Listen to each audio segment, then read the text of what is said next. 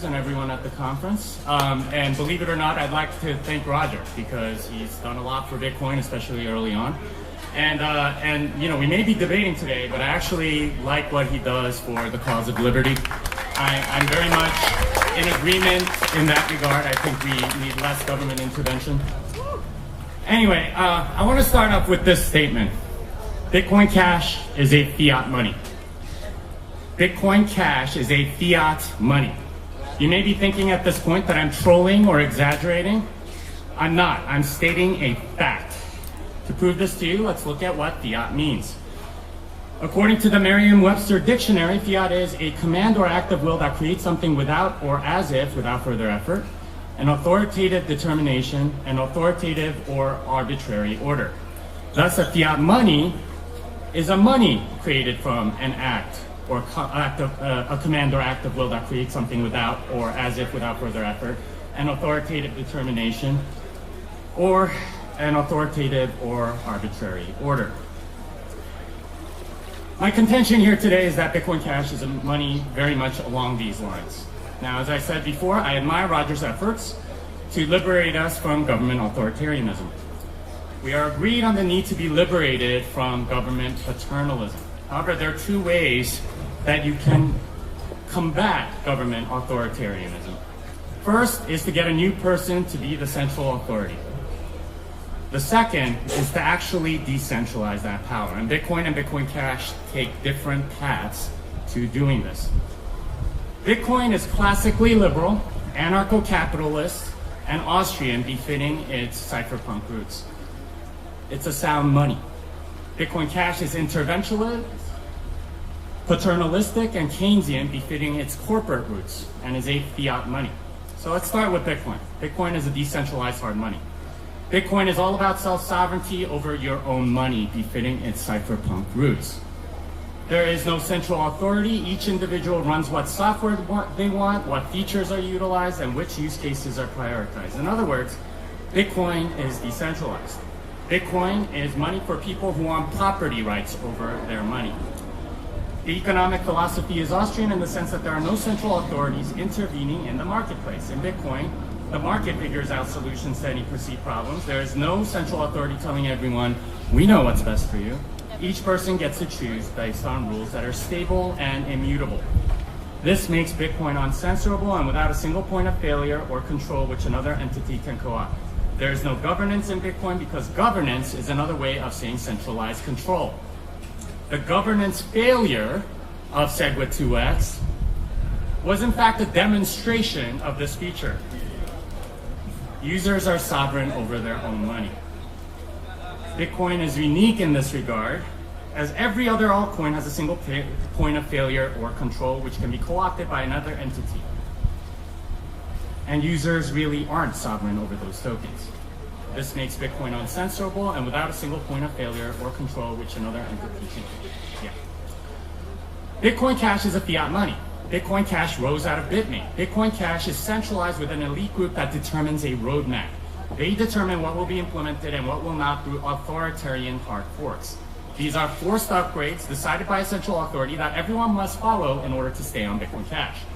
These hard forks mean that at a minimum, the economic incentives change. They pick the winners and losers. The economic philosophy of Bitcoin Cash is Keynesian in that central authorities intervene to spur innovation or solve problems. The method of payment use case has been subsidized by central authorities through large blocks, despite all market signals to the contrary. My opponent says things like transactions should be free as if they're entitlements. The smart contract use case has also been subsidized by central authorities, despite there being very little utility or demand for such a thing. Bitcoin Cash is paternalistic. And this leads to power struggles like we're seeing now. Bitmain and Craig Wright are now embroiled in a fight over which direction to take Bitcoin Cash. They will probably end up splitting Bitcoin Cash to at least 2 different forks, possibly even 3. Bitcoin Cash is not a network where users are sovereign. It's controlled by the central authorities. This makes Bitcoin Cash very difficult to build on unless you happen to have the central authorities' cooperation as the incentives keep changing. It's no wonder my opponent is marketing constantly on its behalf. For example, you can see all the Bitcoin.com and Bitch Please t-shirts all over the place here today, as well as banners and similar things happen at every blockchain conference around the world. Bitmain is the central bank of Bitcoin Cash. Bitmain has tried to maintain a peg to their reserve currency, Bitcoin, and has failed. Bitmain has failed to keep the peg at 0.15 Bitcoin, 0.12 Bitcoin, and recently capitulated the 0.1 Bitcoin level. This is a central bank selling its reserves to keep a peg to another currency. What's worse, much like a central bank, they seem to be running out of reserves, and Bitcoin Cash will finally float on the market instead of having the artificially inflated value that it has now. Bitcoin Cash is a fiat money, and their main appeal is that they'll be better than the fiat central bankers that you already know. The promise of Bitcoin Cash is governance as a benevolent ruler versus granting you actual self-sovereignty. This is the major difference between Bitcoin and Bitcoin Cash, and it's the reason why Bitcoin Cash is no different than any other altcoin, which brings me to my last point. Bitcoin Cash has no reason for its existence. There are already lots of altcoins that do what Bitcoin Cash does. Like Bitcoin Cash, they are centralized and many are superior as methods of payment. My opponent in our last debate brought up that altcoins don't have the same history as Bitcoin Cash, and that the ledger in Bitcoin Cash has Bitcoin's history. But this too is a spurious argument. Having the same ledger merely means that it was an involuntary airdrop to the Bitcoin holders, nothing more. Besides, there are 74 different hard forks of Bitcoin at this moment, including Bitcoin Gold, which has a different proof of work, governance, and a roadmap, Bitcoin Interest, which has a proof of stake, Bitcoin Private, which has privacy and fungibility, Lightning Bitcoin, which allow for ultra-fast transaction settlement on the order of seconds, Bitcoin Clean, which is supposedly environmentally friendly, and many other non-trivial hard forks like Bitcoin Diamond, Super Bitcoin, Bitcoin X, Bitcore, Bitcoin 2X, Bitcoin File, Bitcoin Atom, Bitcoin Vote, Bitcoin World, Bitcoin Pay, Bitcoin Faith, and my personal favorite, Bitcoin God. That one really wants to make it clear to you that they are the central authority. All of them have a roadmap, non-negligible value, and interesting features, all while preserving the history of Bitcoin. Like Bitcoin Cash, they require us to give up our self-sovereignty over our own money in exchange. Instead of verifying, the overlords of these forks want us to trust them. And this is the main value proposition behind every hard fork and altcoin. It's a bet on the people in control. This is why so many of them, including Bitcoin Cash, spend so much money on marketing and what's essentially propaganda. They want us to trust them and not verify anything on our own. My opponent has spent enormous amounts of money promoting Bitcoin Cash, doing interviews with anyone and everyone, debating anyone who will debate him, even ambushing people like me, TMZ style, and saying things like Bitcoin Cash is the real Bitcoin while continuing to hold Bitcoin, and the flipping is inevitable without willing to back those words up with bets. He continues to spout kooky conspiracy theories about Blockstream, Bilderberg, Gavin Andreessen, Mike Kern, and private forum censorship. That is the behavior of a used car salesman trying to sell his wares, not someone that's being honest. Bitcoin Cash is centralized with a small group that makes all the decisions for everyone else. Bitcoin Cash is paternalistic in imposing particular use cases no matter what the market says. Bitcoin Cash is Keynesian in intervening instead of letting normal market forces play out. Bitcoin Cash is a fiat money.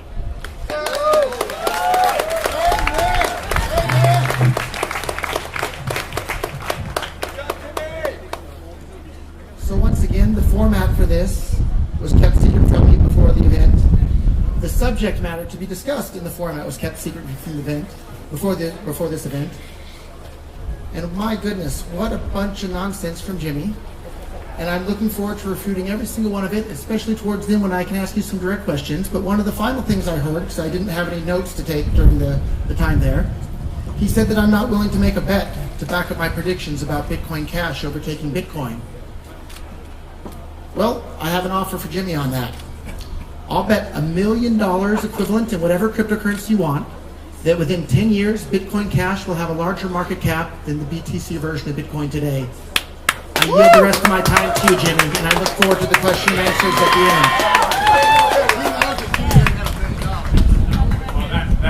is a great offer, and I want to. Yeah, so he didn't want to take his time, which means that I think he's more or less conceding his points.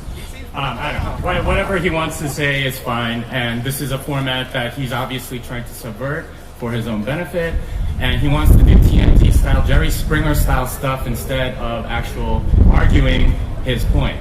So he doesn't seem to have a point, so I will continue here.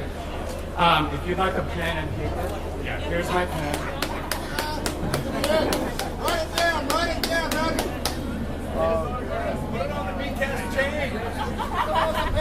Can someone give me those are mine. The BCAS chain. Yeah.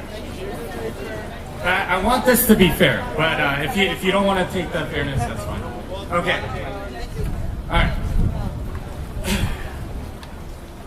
So he didn't refute any of my points. I will say that Bitcoin Cash is very much centralized. He doesn't want to refute them, so he just calls them nonsense, which is a way of just dismissing the entire thing, right? But Bitcoin Cash is very much centralized. The development team for Bitcoin Cash is incompetent, but they nevertheless make choices for the entire community. The emergency difficulty adjustment that started the whole thing was a complete disaster, and it caused miners to come in extremely close blocks, and eventually led to another hard fork. Their hard fork earlier this year had a consensus bug, which is the worst possible type of bug you can make. It would have split the network in two, and it would have been very easy to double spend.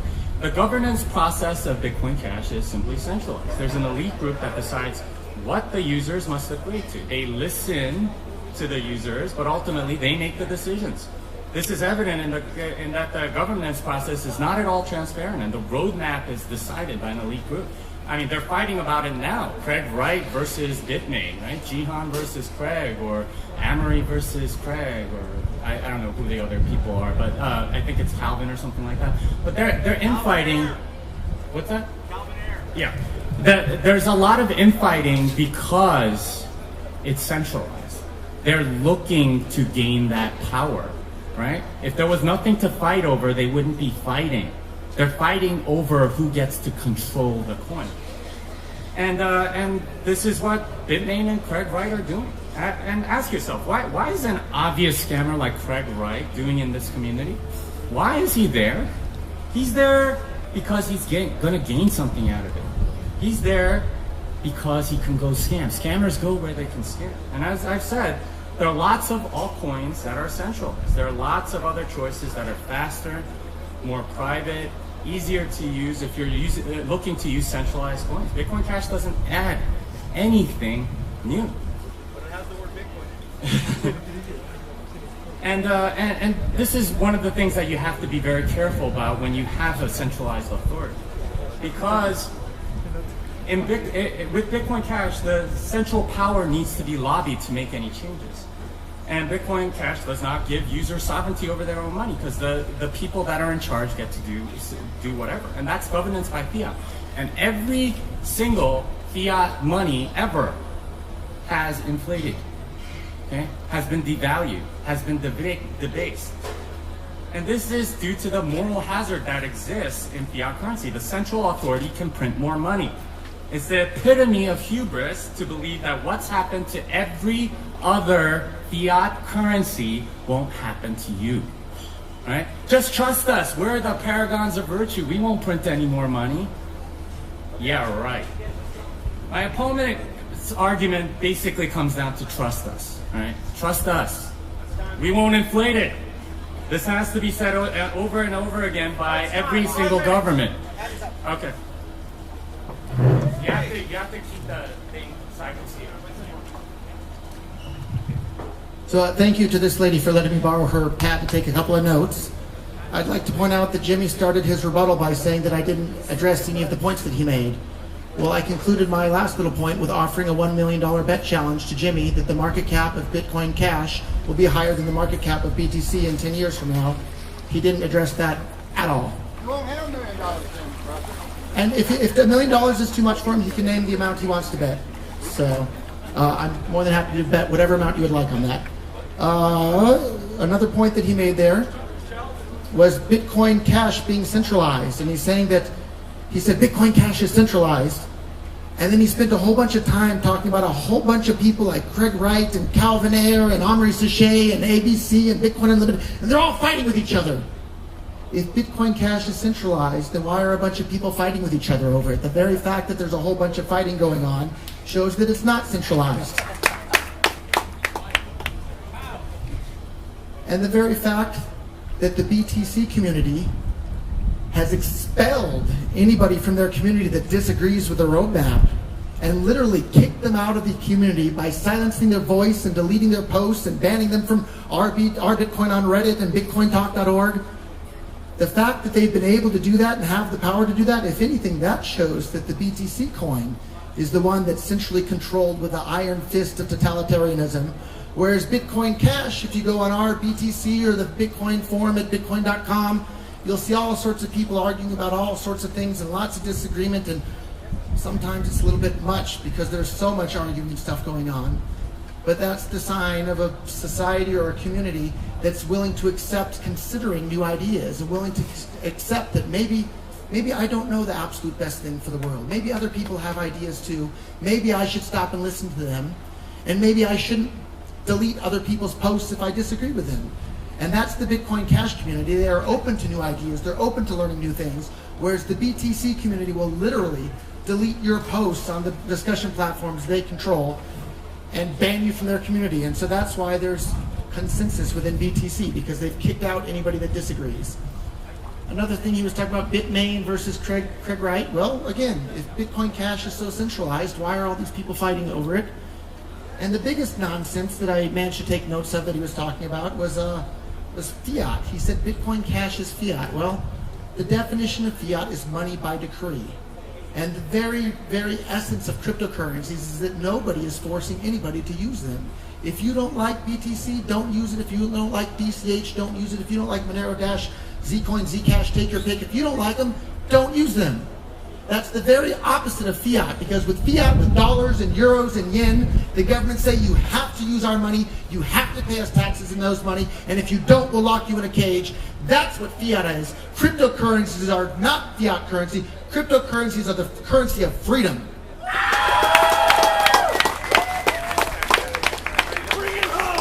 And I have 2 more minutes to continue, and we promised no interruptions, so we'll wait until the timer tells me my time is up. Thank you very much.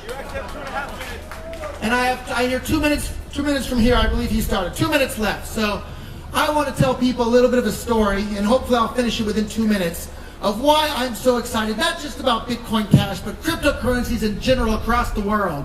And it's because they have the ability to undermine every single government on the planet's control of people using fiat currency. And I don't care if it's Bitcoin Cash, Dash, Monero, Zcoin, you take your pick. Whatever cryptocurrency works as cash for people all over the world is the one that I'm going to support, because I'm sick of people being forced to pay for wars all over the world, paying for locking people in jail for smoking a plant that makes them feel happy or having a white powder that makes them feel happy. I am sick of that, and cryptocurrencies that are usable as cash have the ability to strip government's power away from them. And I don't care which cryptocurrency it is, but the reason I'm busy promoting Bitcoin Cash every day is because I think Bitcoin Cash has the best chance of doing that, because it's the biggest user base, the transactions are fast, cheap, and reliable. It has a community that's open to allow people to discuss these ideas. Bitcoin Cash is the cryptocurrency that has the ability to bring more freedom to the entire world than any other cryptocurrency in the world, and that's why I'm busy promoting Bitcoin Cash today. I yield the rest of my time to you, Jimmy. That's why I'm here. He told me that he didn't stack the audience at all. Okay, yeah, sure. Okay, so let me go through a couple of things. With the $1 million, 10 years is way too long. I'm not going to go try to track you down, Roger, in 10 years. But if you shorten that time frame, I'd be glad to take that bet. All right, so first thing he talked about was about fighting. I think Republicans and Democrats fight quite a bit in this the centralized system that's called the U.S. government. So I don't think that argument holds water whatsoever. Every other political place also does the same thing. All right, and he defined fiat as legal tender laws. That's not what it means. It means a centralized authoritarian money, okay? And that's what Bitcoin Cash is. It's an authoritarian centralized money. All right, so let's talk about a few things. He talked about Gavin, presumably Gavin, Mike, and Jeff, about how they got kicked out of the community. Gavin, Mike, and Jeff were all contributors to Core, and I am grateful for what they've done. All three are still free to contribute. I suspect they don't want to because they don't have the clout that they once did. And that's entirely on them for not producing, not on Core.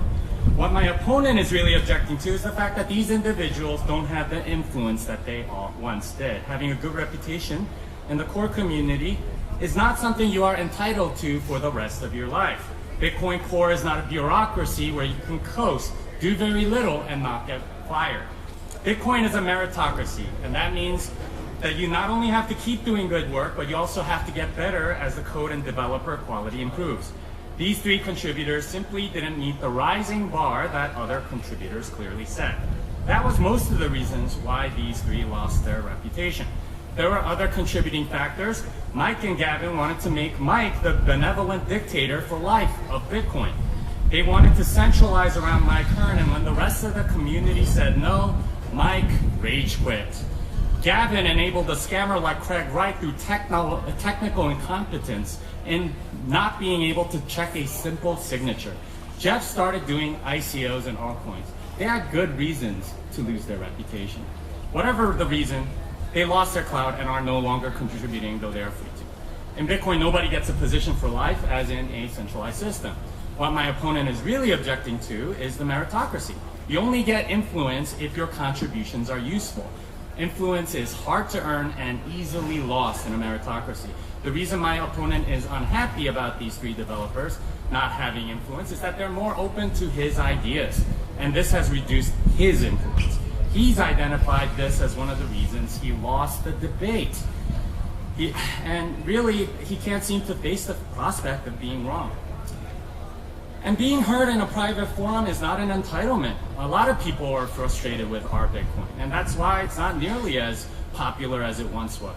Including me, I don't go there anymore. That's the free market at work. Getting silence sucks, but unless the one doing that silencing is the government, it's not illegal. My opponent seems to think he's entitled to do whatever he wants in a private forum. Does he want the central authority to say that he must be allowed to speak? Does he want to violate the freedom of assembly and force unwilling audiences to listen to him? Once again, we have a sore loser complaining about getting kicked out. Can't possibly be that his ideas are bad. Must be a conspiracy. It's Blockstream or Bilderberg or Jewish bakers or something. The forum moderators are private individuals that decided to exercise their freedom of assembly. Sorry if you weren't made to feel welcome, but that just means your ideas are lost. Not that there's some kooky conspiracy. Complaining about access is what slick salesmen say because it decreases their sales. This censorship is sour grapes at not having access to a private audience. Hell hath no fury like a sore loser. I yield the rest of my time.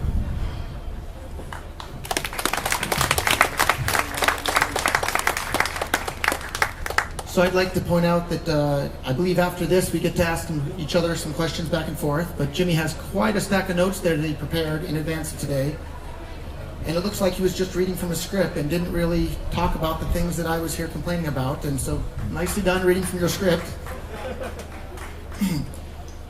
One of the things that he tried to just dismiss out of hand was the censorship happening within the BTC community.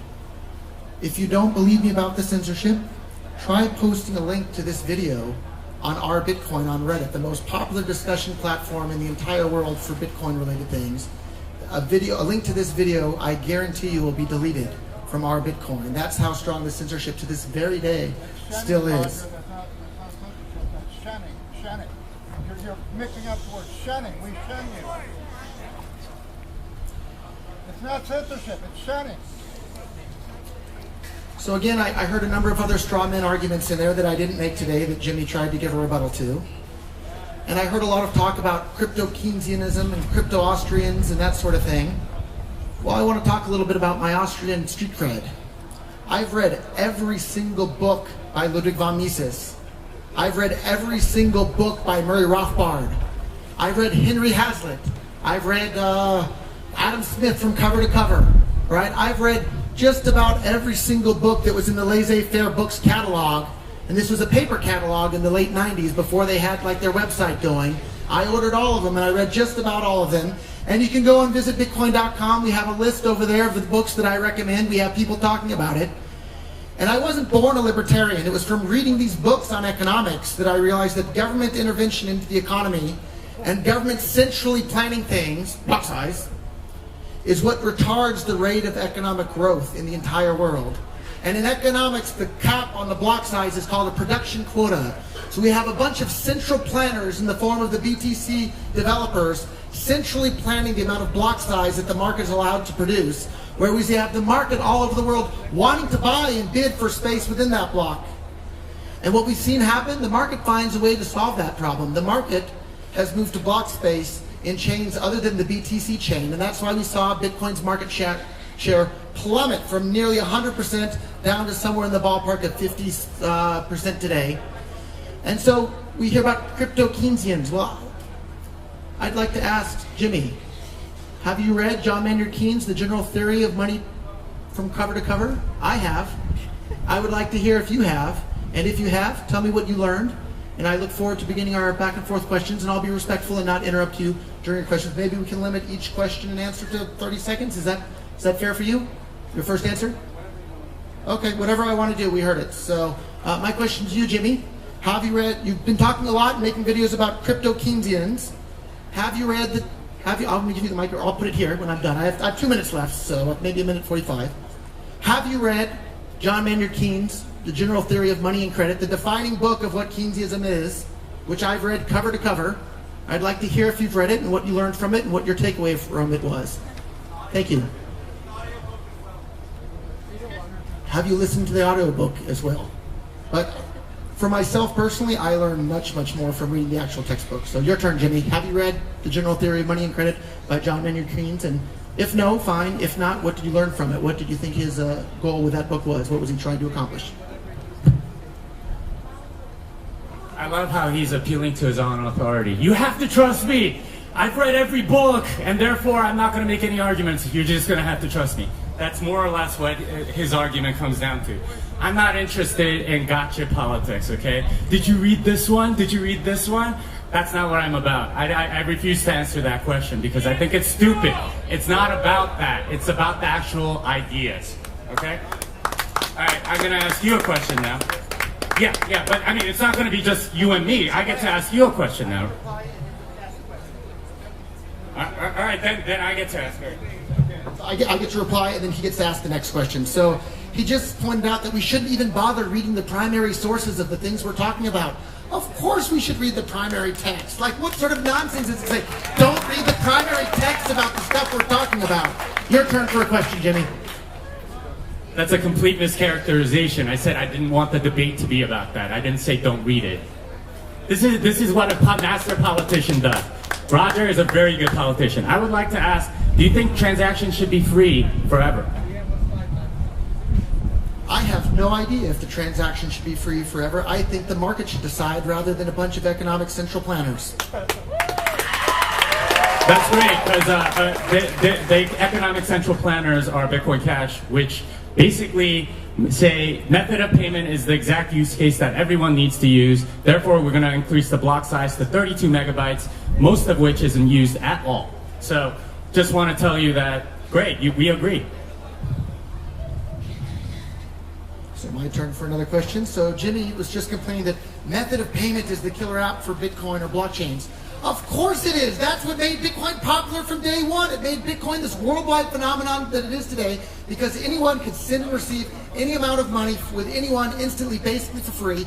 And that application has been destroyed by central planners on the BTC blockchain. And that's why people like myself and thousands of other businesses and millions of people around the world have started using other coins like Bitcoin Cash. What do you say? My question, not yours. Thank you very much. What do you say to the central planners who have decided that cash isn't the killer application, or it shouldn't even be an application on the BTC blockchain? First of all, it's Bitcoin Cash that has the problem, because free transactions aren't actually free. By 2028, 3 halvenings and just 10 years from now, fees will presumably be very low, and rewards on Bitcoin Cash will be 1.56 Bitcoin Cash. At current prices, that's about $750 per block. You might be able to sell a coffee on their blockchain, but you're not going to be able to sell anything bigger than like a laptop. That's way too much risk. It's too cheap to do the other thing. So whatever he wants to say, it's my turn to ask a question, right? Yeah. Okay. All right. So the question that I have for you is, you seem to quote Satoshi over and over again. Do you think Satoshi is God? What a stupid question. There is no God, right? Each individual should be the God of their own life and control their own destiny. And that's what cryptocurrencies are about, because it puts you in charge of your own life and your own money and your own destiny. And that's why I'm involved. So what a waste of a question, Jimmy. So my question to you, now that it's my turn again. No, you. I asked you. I get to. Is that right? All right. So Satoshi is not God, but he always appeals to Satoshi's vision. And what he's doing is saying this is the original intent, appealing to emotion, not logic. A lot of people don't realize that Satoshi made a lot of mistakes. Object multisig has an off by one error. Let's see, so does the difficulty adjustment calculation. The non-space in the block header is too small, as is the timestamp. You could tell Bitcoin Cash is incompetent technically because in their hard fork they didn't fix any of that stuff. So a moment ago I took a note when Jimmy was talking about the halving and how we have to limit the block size because of the halving and the block reward will go down, to try and accurately summarize the BTC people's position. Well, when I first got involved in Bitcoin, there were 50 Bitcoins per block. Today there's 12.5 Bitcoins per block. When I first got involved, the block reward in dollar terms was about $50 per block. Today on the BTC chain, it's somewhere in the ballpark of what, $70,000 per block. The block reward is going up over time, not down. Why do you disagree? The block reward in Bitcoin is going up over time. Bitcoin Cash is the same price as it was about a year ago. So there's no reason to believe that Bitcoin Cash will go up, given that in the 1 year of its existence, it stayed the same. You just heard it. He ignored almost 10 years of data and tried to cherry pick 1 year of data.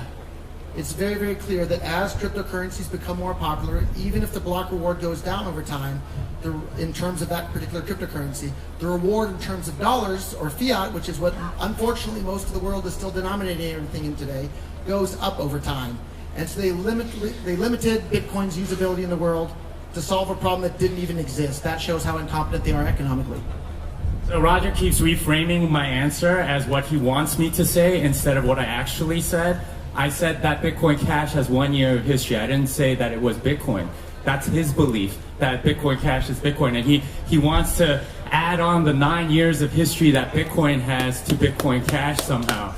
This is the manipulation that you're facing, folks. Is somebody that keeps reframing. He keeps saying that I said something that I didn't say. Why do you keep doing that, Roger? Why do you keep like making me sound like strawmanning me by rephrasing what I say to be something completely different than what I actually said?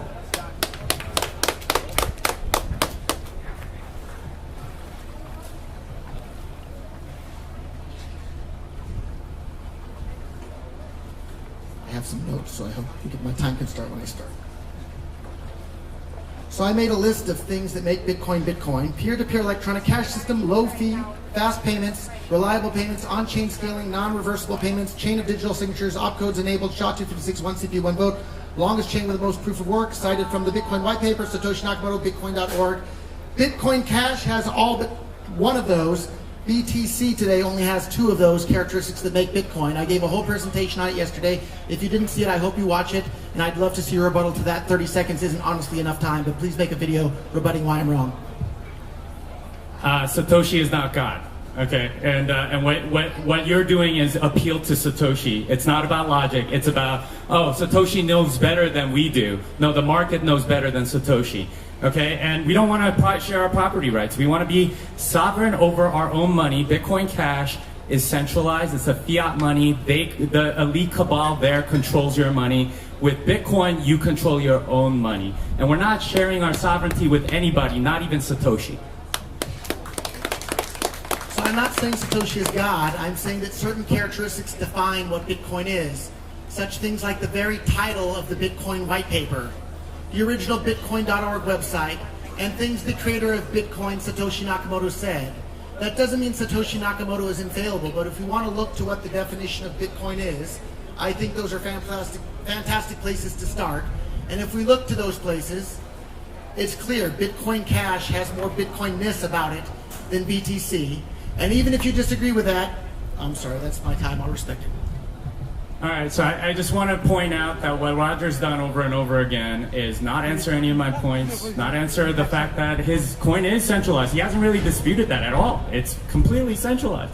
He's just accused Bitcoin of being centralized, which I disputed. And he continues to appeal to Satoshi after saying, I'm not appealing to Satoshi, and then he just goes on and appeals to Satoshi. So this is the kind of logic that we're facing here, is somebody that doesn't really seem to understand that he, just sort of spinning things in a way that sound good instead of logic. This is why I wanted a Lincoln Douglas debate. Anyway, I think I'm done. I'd like to end things here. Roger, would you like to end? That's my question.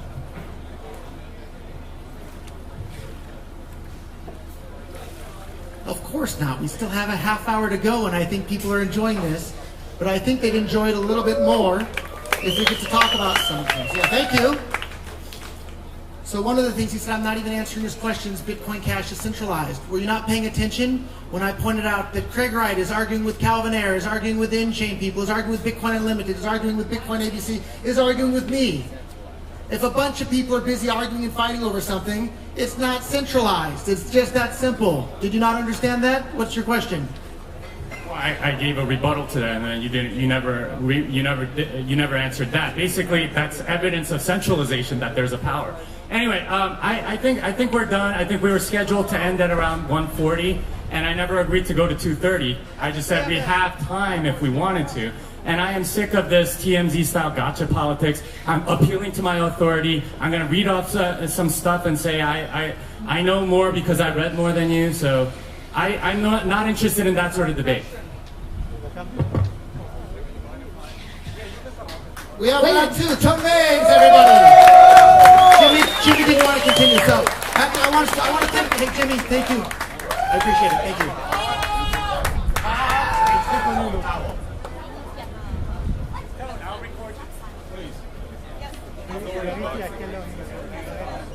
And while they're switching mics, I'll give a little introduction. So Jimmy, Tone, and I have all known each other for a while, and it may be a little bit heated on stage.